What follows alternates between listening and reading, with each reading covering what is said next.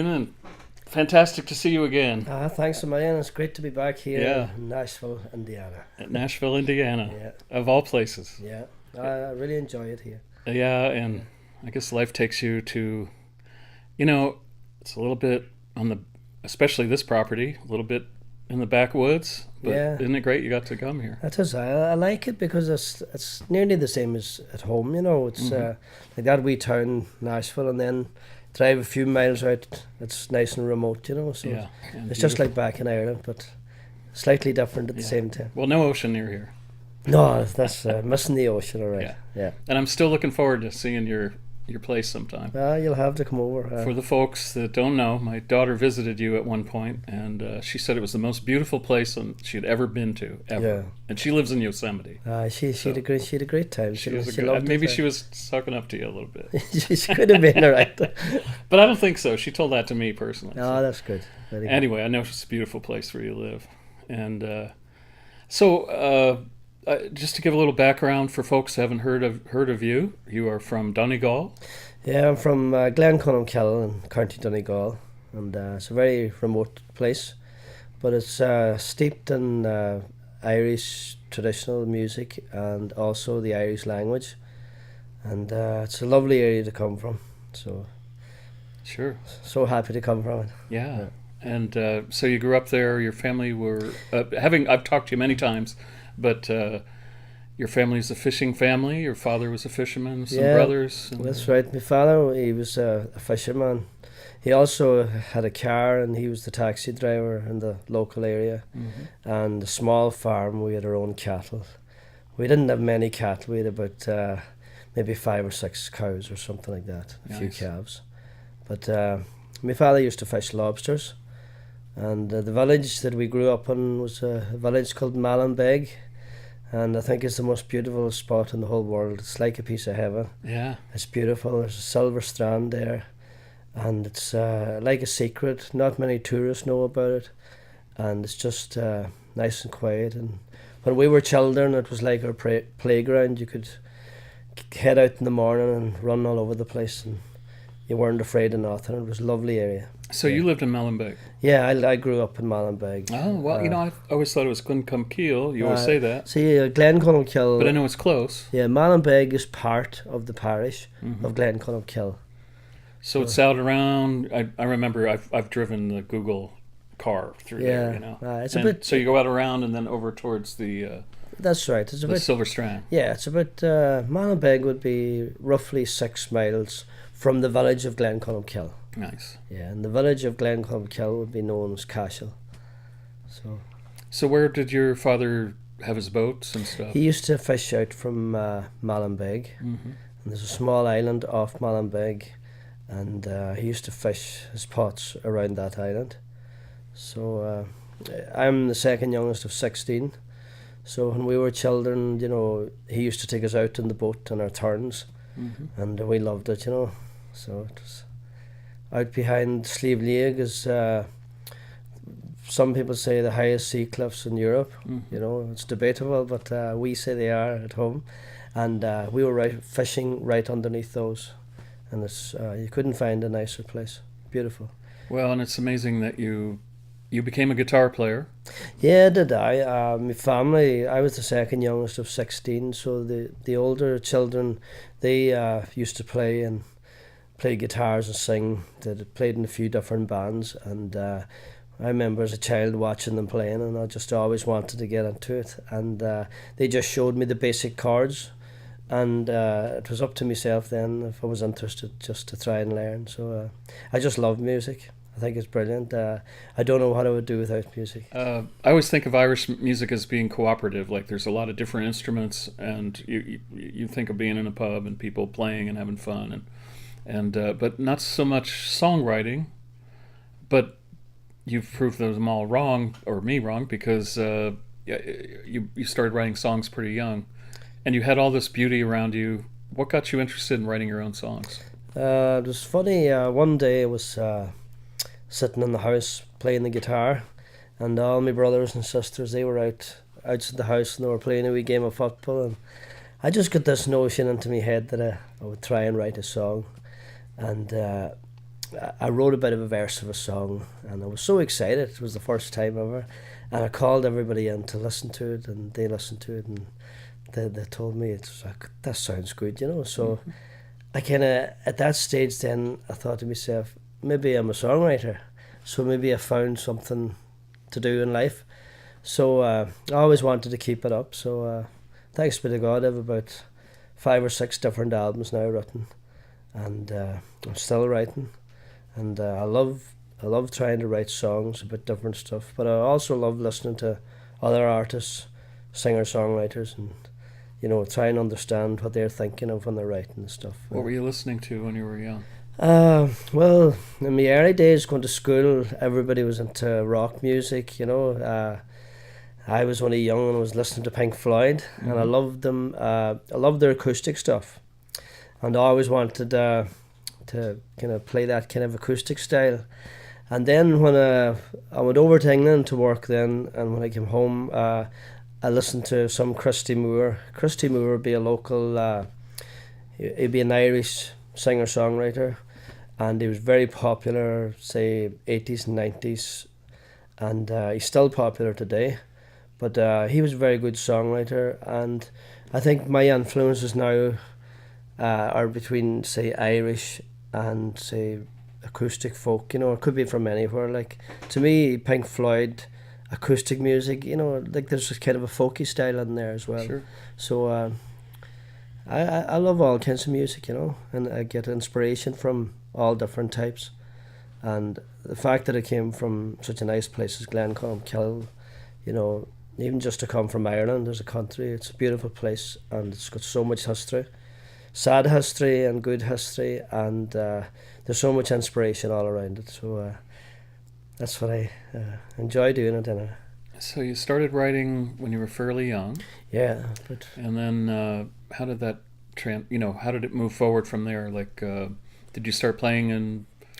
Yeah, I remember I used to go to maybe the local bars when I was maybe about 18, and I was very kind of shy to sing then, and I remember then I got invited up to sing a song by the band they were playing, and I started to play, and the only song that I knew was my own songs, so I sang it, and the whole bar just hushed, and that was kind of more or less the start of it, and everybody came up to me and said they really liked the song, and who wrote that one, and I said it's one of my own, and then I kind of just built up a wee bit of confidence, so I just kept at it, and thanks be to God, I'm still doing it and enjoying it, and I think that's what it's all about.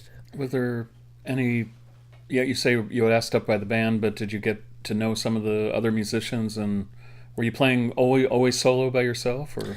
Well, in the area where we come from, there'll be a lot of traditional bands playing. They'll be called like traditional sessions, like the bluegrass sessions here.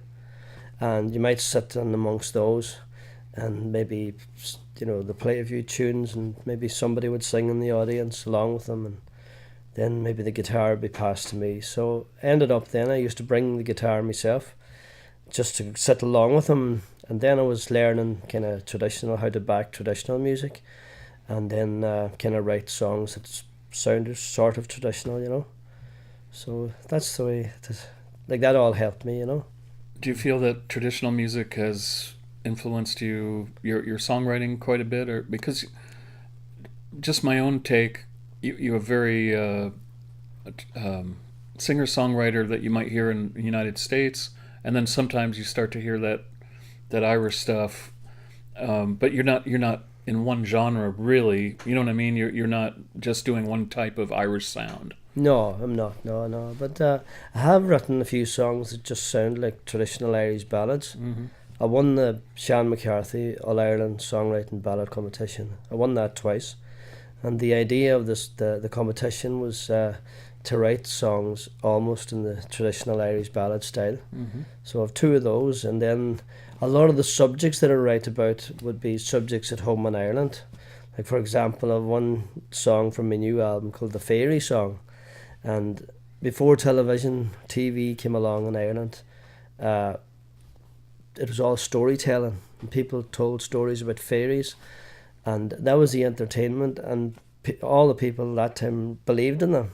So I wrote a song called the Fairy Song, and it's about that. So my influences are about things in Ireland, and this sort of maybe the structure of the music. You know, it sounds kind of traditional Irish ballady stuff, but also you can see me influences from, say, American folk music, and even maybe some of the songs sound a wee bit like Pink Floyd, you know, maybe an odd one or something, you know. So like I do have a wide variety of influences all over, and it makes it more interesting for me, because if it was just the one style, it might be a wee bit boring, you know. So I enjoy it, and yeah. So you're not going to tell me that you don't believe in fairies and leprechauns, right? Well, the first leprechaun I ever seen was at the St. Patrick's Day parade. Oh, yeah? In Indianapolis. Okay. But I might believe in fairies. Yeah. Fairies are a different creature. Yeah. So the old people completely believed, they believed in them years and years ago.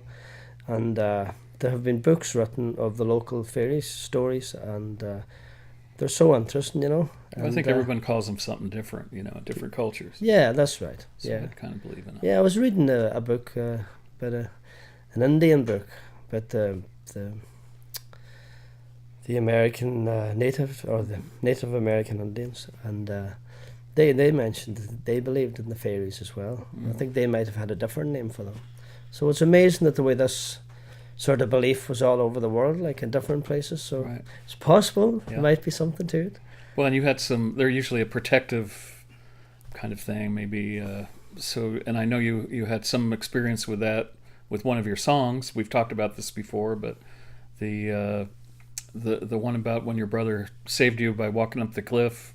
Yeah. You should give that story again, because it's so good. It was that song that I wrote about my brother was my brother. He passed away, you know, and he was a fisherman. But I remember when we were children, we used to maybe go to the shore together and maybe pick some shells like winkles and barnacles and stuff like that. And we didn't notice that the tide was coming in slowly, and then there was only one way to get out of there. Well, and to be clear, you're walking up a rocky cliff. You're not just on the beach, you know. And no, that's sand, right. So, There were sea cliffs beside it, but the only way that we could get out of that area was we had to climb more or less this big sea cliff. But at the very top, then there was like a landslide. So I remember when we got to the very top, we had about maybe 20, 30 feet to go, and I was only about maybe 10 years. And I had to stand on my brother's two hands like that, while he gripped the whole way up. Pushed you up. Climbed the whole way up. And I remember I was crying, and I was kind of embarrassed that he seen me crying. I felt weak, you know. But when I got to the top, then I just asked him, I says, please don't tell anybody that you ever the other seen brothers? Yeah, And, the older brother, that you seen me in this state. And then about 2 or 3 months before he died, we were having a drink in our local pub. That pub is closed now. It was called Biddy's Bar in Glencolumbkille, and it was around Christmas time. And that's the last time I spoke to him, and it was lovely. Like, we had a lovely conversation, and we had a few drinks, and he told me, he says, do you remember that time we climbed the banks? He says, I never told anybody about it since, you know. So after he died, then just to me this was a special kind of thing that myself and himself shared. So I wrote the song then, called Find Our Way Back Home, and it's kind of a very emotional song, but at the time I felt it was something that I had to write, and it kind of helped me grieve for him. So it was kind of a healing thing for myself. So looking back now, I'm glad I have written it, and it was dedicated to him. So. Someday we'll climb that bank together, while waves are roaring down below. And when our grips are gone, we'll just carry on, and we'll find our way back home.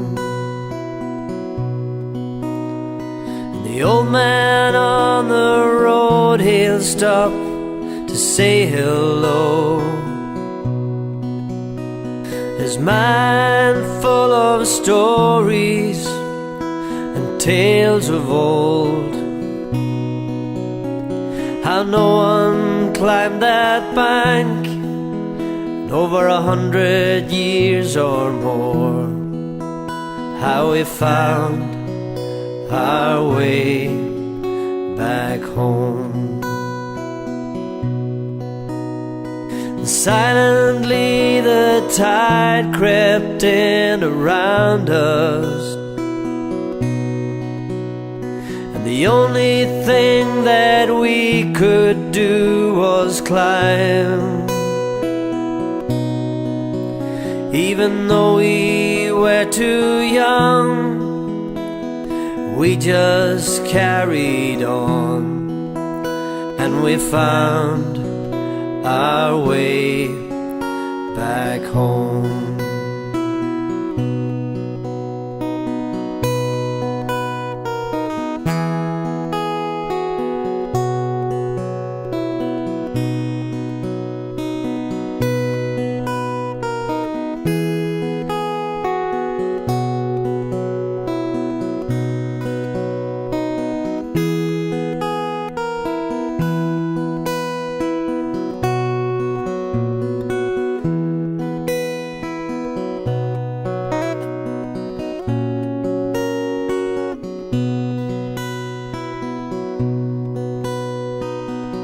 Standing on your knuckles as they bled with pain, and every grip you found, you told me to stand again. Smiling through your tears, you wiped away my fears, and we found our way back home. And I won't cry no more. I won't cry no more. And even though you're gone, I find the strength to carry on and to find my way back home. And even though you're gone, I'll find the strength to carry on and to find my way back home.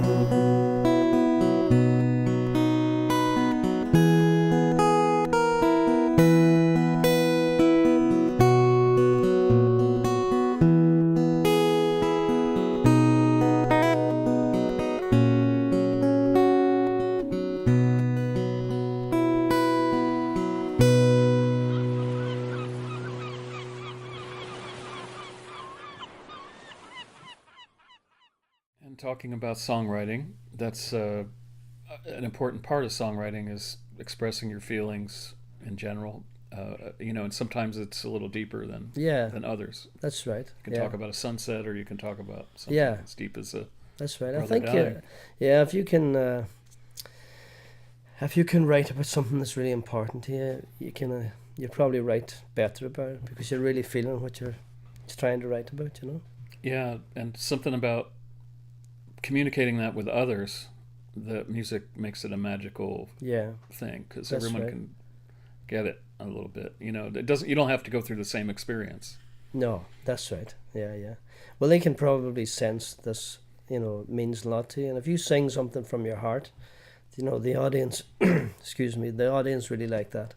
Because I love myself to listen to a songwriter, and if he's singing something from his own person, from his own heart, well, this is something special that you're listening to because nobody else can express what he's writing about. It's just his individual feelings.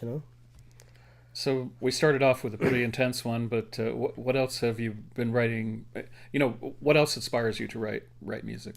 Lots of things. For example, like doing a tour now all over the States at the minute and seeing different places. I wrote a song there. It's on my new album. It's called There Comes a Time. And if you listen to it, you'd probably think it sounds like something that an American singer-songwriter would write. And I was just kind of inspired by the names of places here. And I was at a few bluegrass sessions. And, you know, I just swapped me living in Donegal and Glencomkill to maybe me living in the likes of Smoky Mountain over here. Mm-hmm. And the culture over here would be, say, bluegrassy music. Our the music at home is traditional music. So I just swapped the two and just imagine what would it be like for me over here. And the song There Comes a Time then to say goodbye, like the second verse then is, at the moment now my two children, they're Declan, he's 21, and Shane is 19. And Shane he's just heading to college in Dublin. He's studying art. And Declan, he's 2 years done in Letterkenny and college there.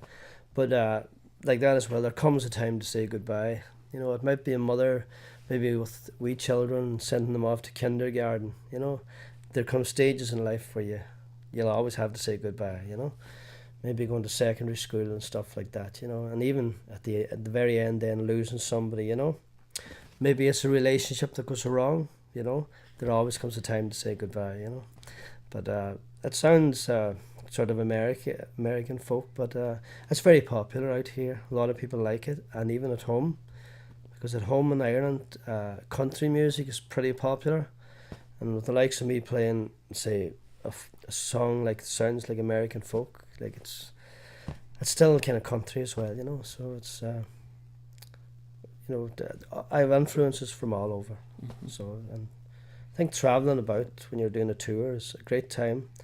And then you're practicing a lot, so you're sitting with your guitar a lot, and it helps you, you know, it gives you a better chance to write songs and that.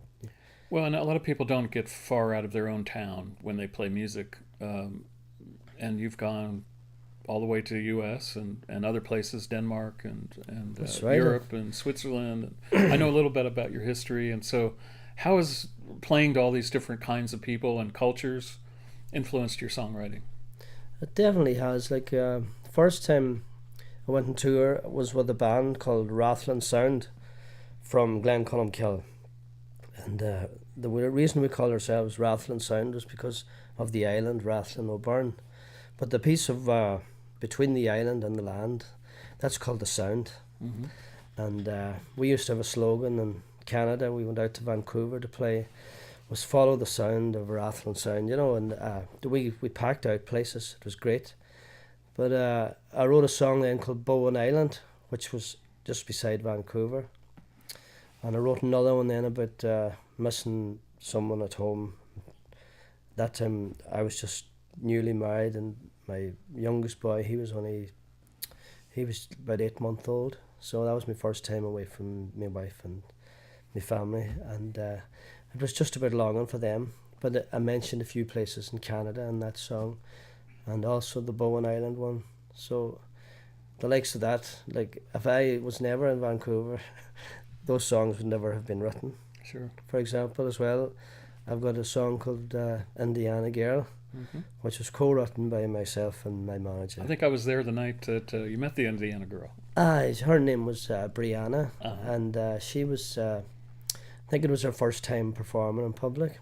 She was really, really shy, but when she went to sing on the microphone, she blew the whole crowd away. Sure, she was brilliant. Yeah. So I just used her name, and that night, myself and my manager, we stayed in a log cabin, and we had a few drinks, and we took out the guitars, and we came up with the kind of start of the song. Then I went back home then, and I worked on it and finished it. So that song is very popular now. That's on the new album also called Smoky Mountain. I met her in a barroom across the county line. She says, "How are you doing?" I says, "I'm doing fine." She whispered to me softly, "My name it is Brianna. I told her mine and I fell in love with the girl from Indiana. She took me by the hand and she led me to the floor. She says, how are you at dancing? Well, I says, I'm not quite sure. I turned around a couple of times, kinda cute and kinda funny. I fell hook, line and sinker for my girl from Indiana. She's my Indiana girl in her Indiana world. Her daddy played the banjo, her ma played rhythm and bass. She sang just like an angel, they brought down every place. Singing with such feeling, she was my inspiration. I opened up my heart to her, she fueled my imagination. She's my Indiana girl in her Indiana world. Traveled halfway around the world to find an Indiana girl. She took me to her cabin way out in Cricket Creek. We're staying there forever, it's only meant to be 1 week. Singing from her front porch, me and my Brianna.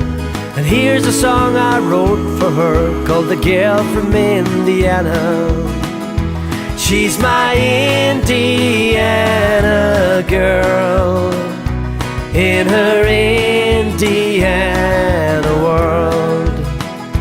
Traveled halfway around the world to find an Indiana girl. She's my Indiana girl in her Indiana world. Traveled halfway around the world to find an Indiana girl. And how did your wife Jackie relate to your Indiana girl songs? She enjoyed it. She loved it. That's good. Yeah. So well, that's what she told me. But Yeah, I bet you never know.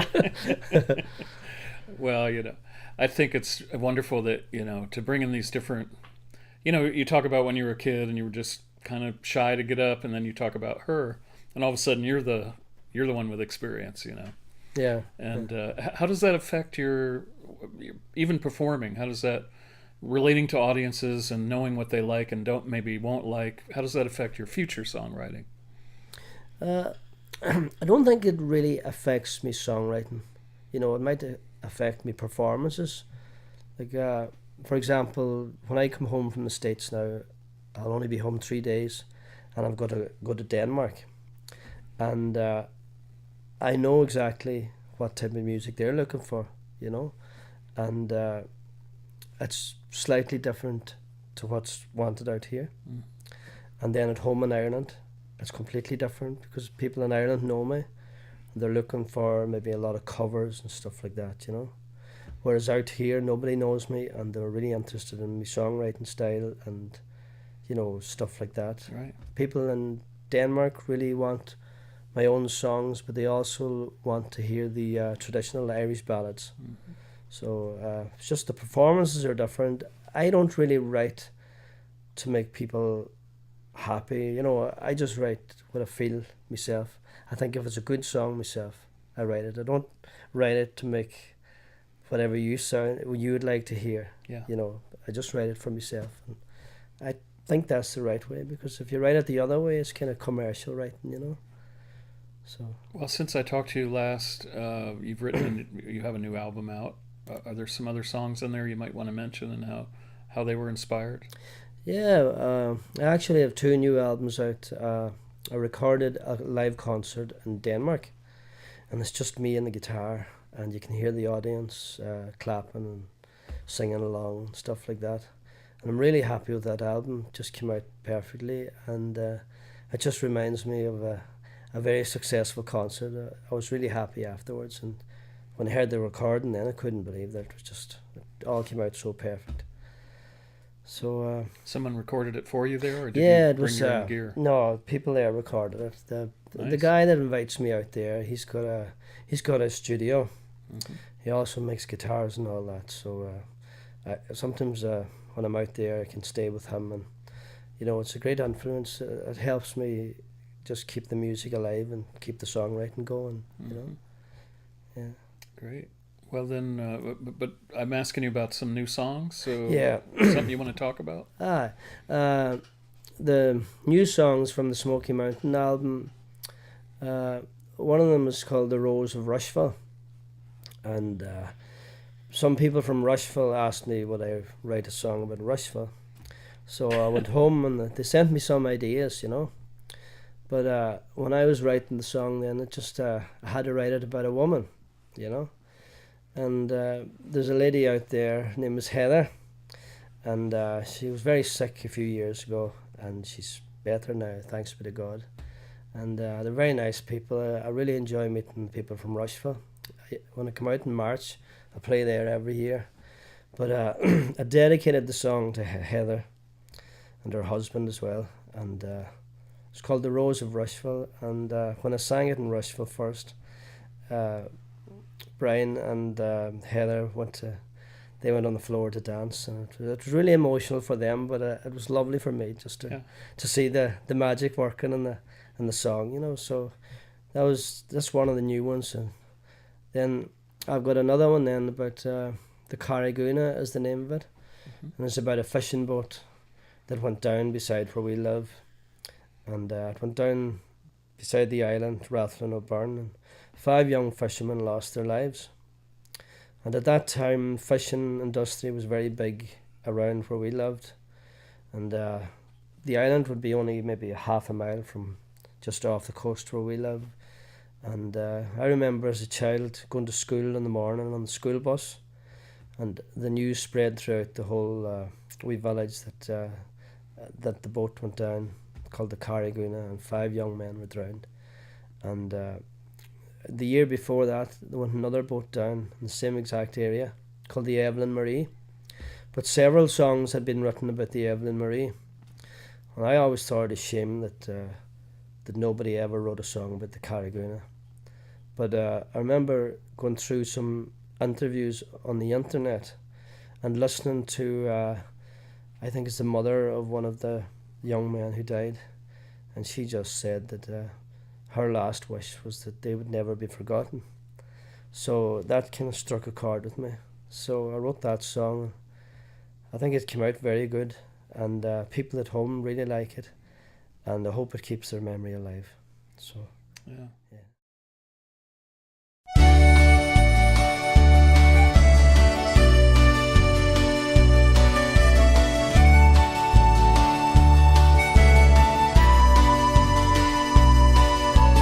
Fishermen who fish the sea, close your eyes and kneel with me. Let us pray to God above, that He might send His love to the 5 young men who fished on board the Carriguna.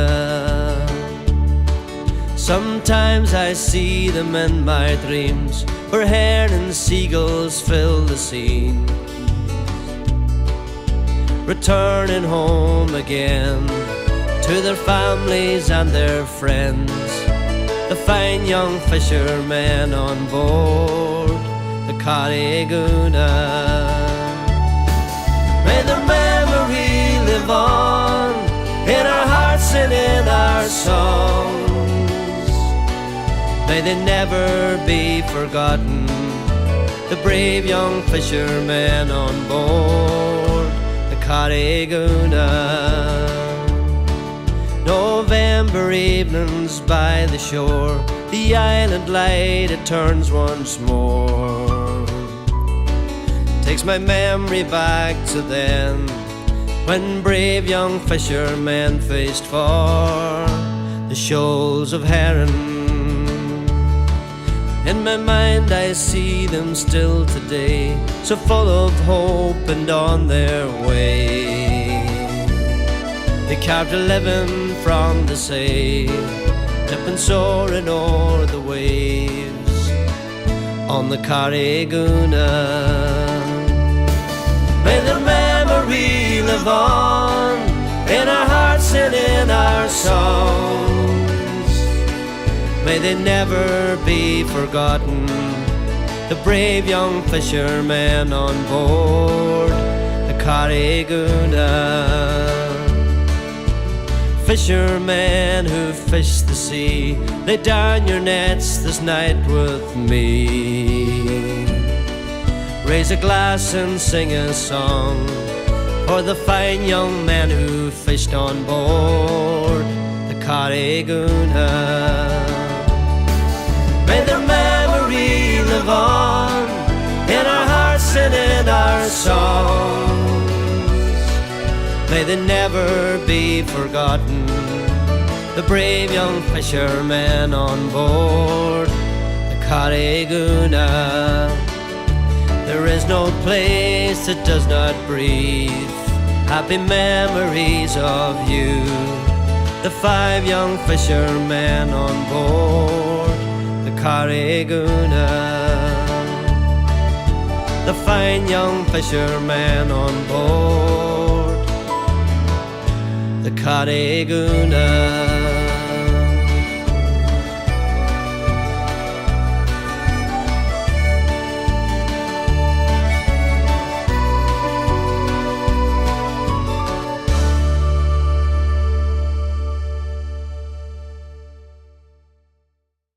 Well, that's another good thing about songwriting is folk songwriting. Yeah.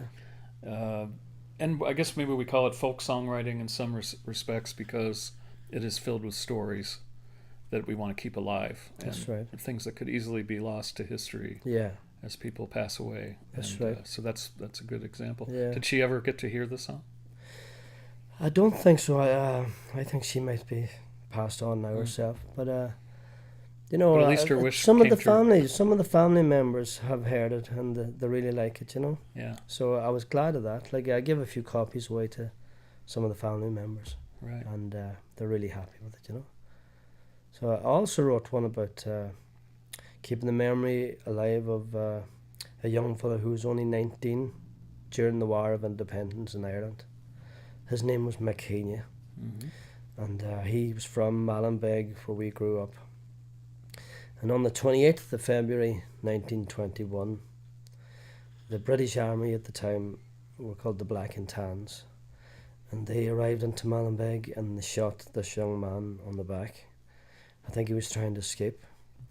And it was actually on my father's 4th birthday, which made the song more important to me. And when I wrote the song then, years later, my father, it was my father's 2nd favourite song.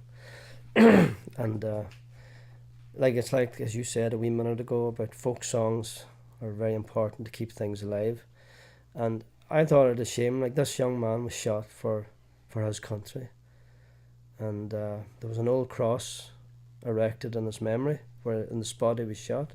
And it's all overgrown with weeds and stuff like that, you know, and most people forgetting about him, you know. So I thought, you know, this man his memory deserves to be kept alive, because he's one of the people who died for Ireland.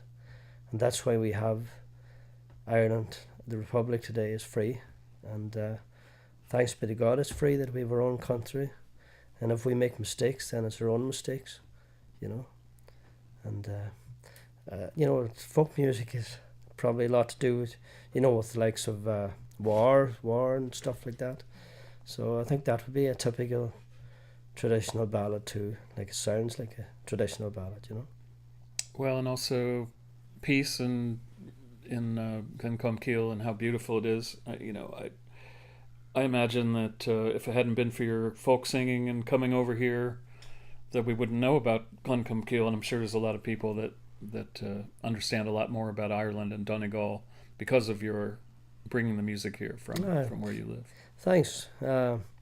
We visited a lot of schools while we're out here, and I introduced some of the children to the Gaelic language. I would maybe count up to 10 in Gaelic, and they would count back to me, and just for them to hear the sound, you know, and I would tell them bits about Ireland then, about the culture and stuff like that, and you know, tell them about the beautiful place I come from, and you know, the little children never heard the likes of these things before, and then they would go back home and tell their parents, and then their parents would look at the music schedule on the internet, and some of them would land out and tell me how much the children enjoyed it, and then the parents, they enjoyed the gigs at night time.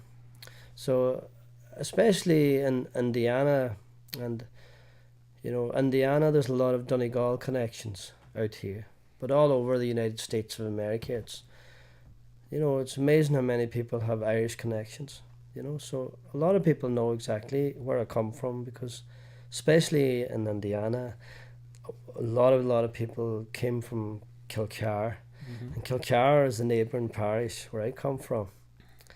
And this is my jersey here. It's a Glen jersey, and Kilcar would be big rivals to us in football. But we, you know, after the game of football, we have the best of respect for each other. And but a lot of people in Indianapolis would know me from home. They would know Glencullen and all that, you know. If only we had that between IU and Lafayette. Yeah. We don't do that. No? No. Yeah. We despise each other. Yeah. Not really. But it's always fun, because there's so many levels of things that you're writing about, and the connections are really wonderful. You know, it's neat to see how excited people get to, you know, for you to come here, because it's sort of having a piece of home right here, you know. That's nice. I love making the connection, you know. There's just one point that I would like to make is Northern Ireland, and you know, in Northern Ireland there was real friction between the two sides, Republicans and the people who wanted to belong to the United Kingdom, and there was war there for about 800 years, and you know, what has been achieved in these last few years, like they've brought peace to Northern Ireland, and it's the greatest thing that ever happened. And I think just shows you when people unite what they can do, you know. And if it is successful in Ireland, I think it could shine a light all over the whole world, because the problem in Ireland was so, you know, it was a really entangled kind of problem that people couldn't understand, and it was so deep, it was gone back for years and years. There's still a bit of hatred there between the two sides, but I think everybody is trying to rise above the hatred and get on together. And I think if, you know, if it is successful, you know, we could shine a light around the whole world and say what can be done, you know, because I think the world at the moment is it's looking like a dangerous place. There's a lot of stuff happening, you know, and it's sad to see it. It's a pity we can't rise above that and well, we're going through it right here. Yeah, I know. Yeah. And you know, it's all about education with the children and changing the culture. And what I mean by that is it doesn't happen overnight. It takes people many years singing those folk songs all their life to change your small part of it, but be a part of the whole change. So yeah. And I know you don't sing a lot of political songs in Ireland. Yet you don't seem to have written a few. I've known some things that you've sung, but they're generally more. I guess in the past we've talked about this, and you've said you got to be careful. You don't want to stir things up, you know, when you sing. But you can sing in other ways about things that are close to the hearts of both sides. Yeah, that's right. Yeah, like the song that I wrote about Mc Intyre. Some people may say it sounds like a rebel song, but it possibly is. But I was just writing about a piece of history that happened on my father's 4th birthday. Right. You know, and I didn't want him to be forgotten. You know, and that's it. I mean no harm to anybody on the other side. You know, if I seen them tomorrow, anybody, I'll put my hand out and shake hands with them.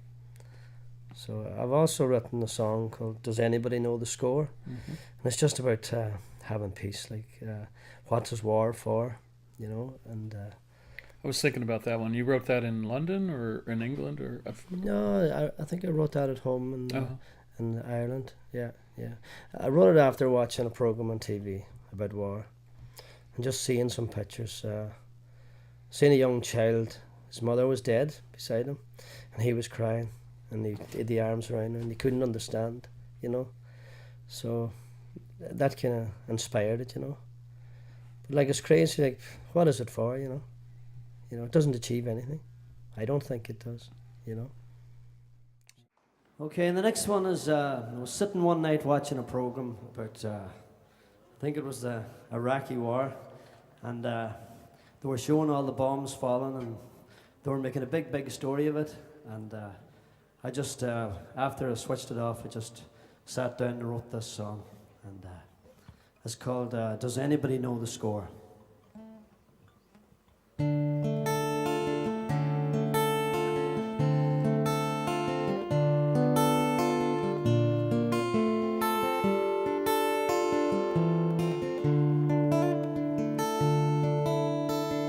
Sirens echo through the night.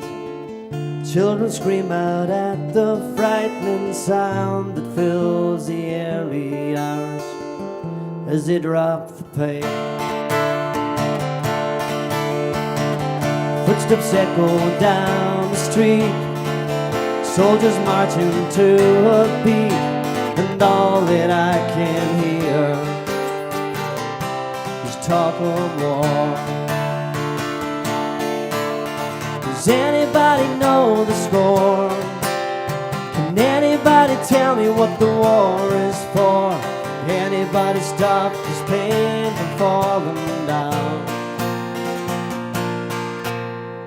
A mushroom crowd creeps o'er the earth. Destruction has just given birth to something more destructive, to drop the pain. Some say it's a carving knife to carve a piece out from our lives, and all that I can hear is talk of war. Does anybody know the score?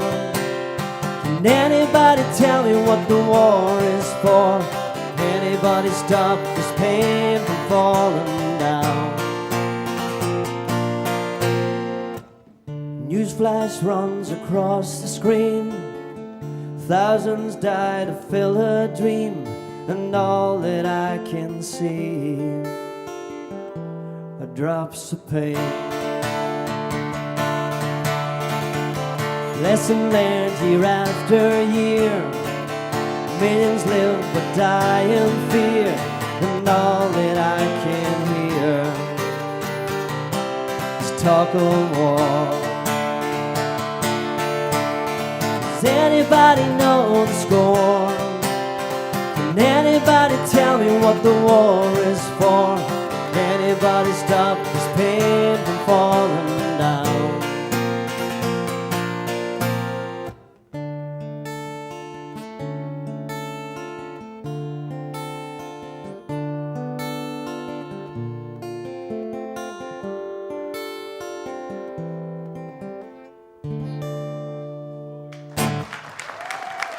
Thank you. Well, I'm really so happy that you came back. I can't wait to see you again. I hear it might be a little while, but I'm sure you'll be back.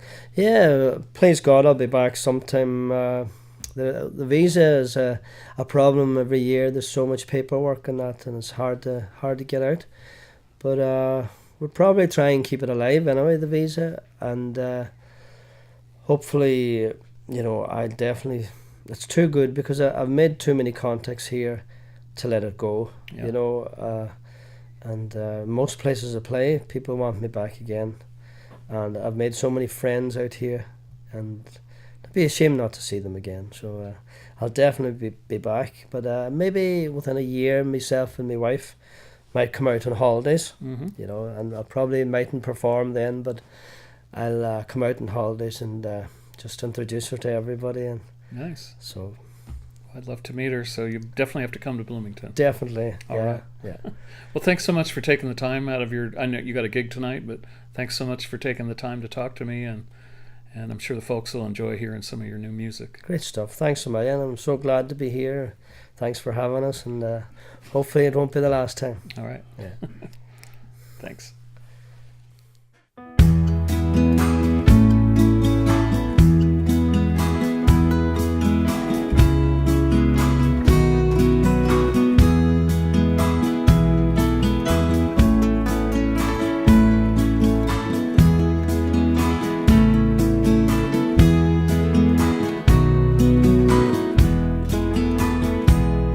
One day as I went out walking down where the old river flows, I heard a young maid softly singing,